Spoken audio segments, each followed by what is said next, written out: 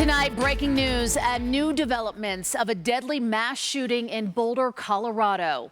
At this hour, we know at least 10 people were killed this afternoon, including a Boulder police officer. Right now, one suspect is in custody after opening fire at a grocery store.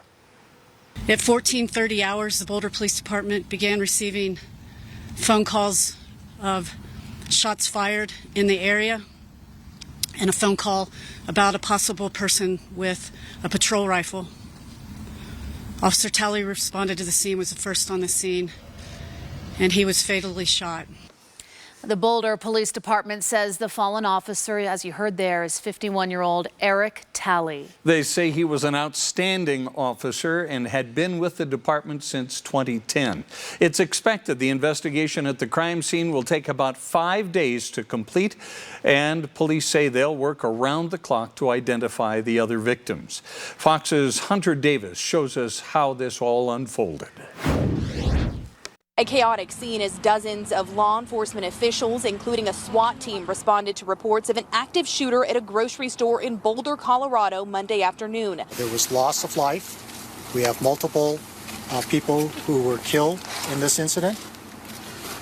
And I am sorry to have to report that one of them was a Boulder police officer.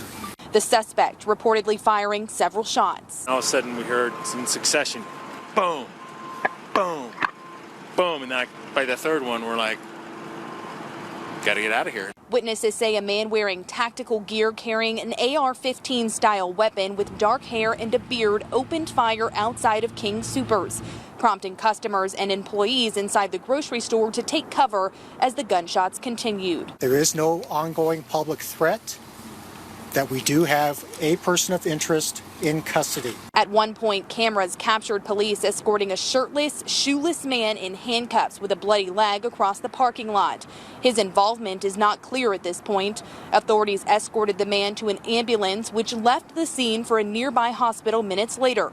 And witnesses say he was not the only person to sustain injuries. I saw some victims on the ground as I came around the corner, so I knew what was happening. Police say the investigation remains active, with the ATF joining the effort.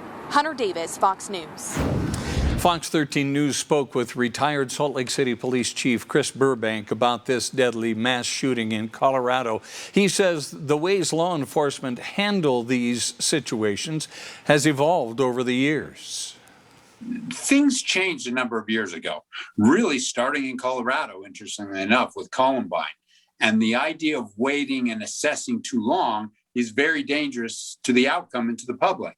And so what we learned is an active shooter response where you get small teams that are seeking out whatever the problem is.